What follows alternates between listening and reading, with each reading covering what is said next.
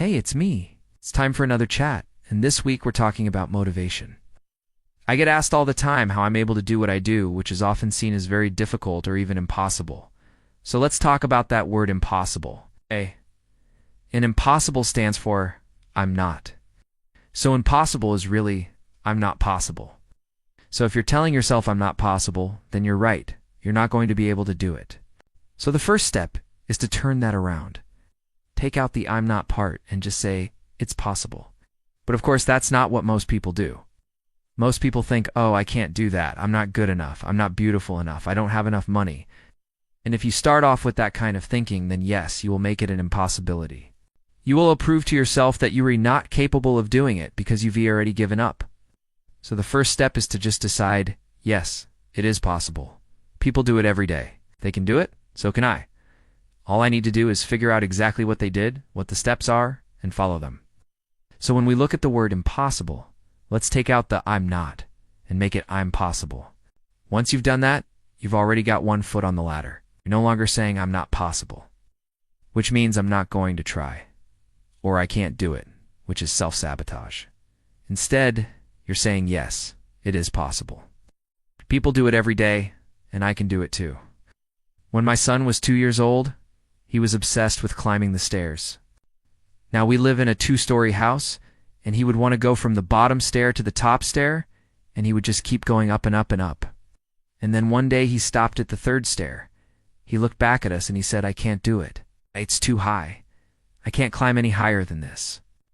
And we said, you already have, you silly sausage. You've climbed 3 stairs. That's amazing.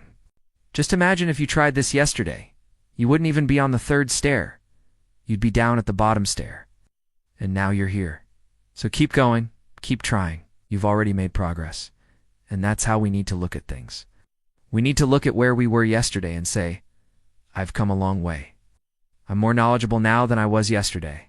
I've learned more. I'm stronger now than I was yesterday. I've eaten better. I've slept better. I've moved more. I've meditated more. I'm more aware of myself. I've read more books. I've spent less time on social media.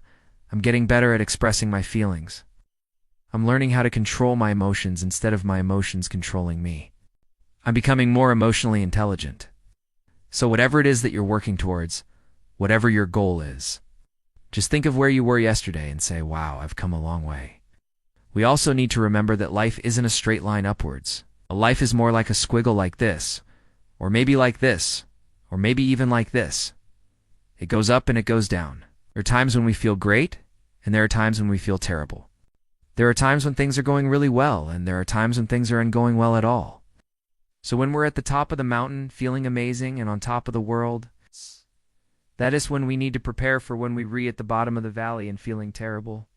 When we're making lots of money, that is when we need to save some money for when we do and have any money coming in. When we're in a happy relationship, that's when we need to work on keeping that relationship happy and strong, so that when the inevitable storms come along, we've already got a strong foundation. So when we're feeling great, we need to use that energy wisely, so that when we're not feeling great, we've got something to fall back on. And when we tell ourselves, I'm possible, it reminds us that we don't have to be perfect. We don't have to be on top of our game 100% of the time. So we can mess up sometimes, and it's okay. As long as we pick ourselves back up again and dust ourselves off and carry on, we're going to get there eventually. Now, the next thing we need to do is find role models. We need to find people who embody the qualities that we admire and respect, and we need to study them. We need to find out everything we can about them. How did they get to where they are today? What did they do? What were their struggles? What were their strengths? What were their weaknesses? What advice have they given other people? What advice have they given in interviews? What books have they written? Do they have a podcast? Have they done a TED Talk? Have they got a YouTube channel? Do they have an Instagram account? What do they post? What values are they putting out there into the world? So we need to immerse ourselves in the teachings of people who inspire us and remind us that it is possible to be who we want to be and do what we want to do. Because if these people can do it, why can't we? They're not superhuman. They're not a magical fairy godmother waving a magic wand. They read just ordinary people who decided that they wanted to make a difference in the world and they worked hard at it. The final thing we need to do is to surround ourselves with positive, supportive people. We need to find our tribe. We need to find people who get us and who believe in us and who want to help us and who won't judge us when we mess up. Because we all mess up, we all make mistakes. It's just part of being human. And it's okay to ask for help. It's okay to say, I need some help with this. Can someone help me with that?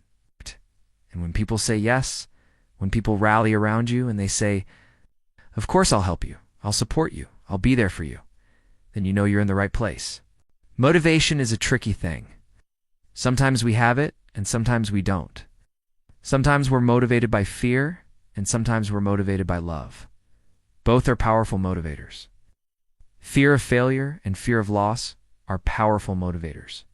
But so is the desire for love, connection, and contribution. So whatever it is that drives you, whether it's fear or whether it's love, use it to your advantage. Use it to propel you forward, to get you to take action.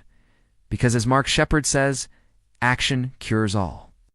So however you choose to motivate yourself, just get yourself moving. Get yourself taking action towards the things that matter to you, the things that are important to you. And before you know it, you'll be on your way to achieving your dreams. Thank you so much for tuning in this week. If you like this video, please hit the like button below. If you haven't subscribed yet, please do, and I will see you next week. Bye for now.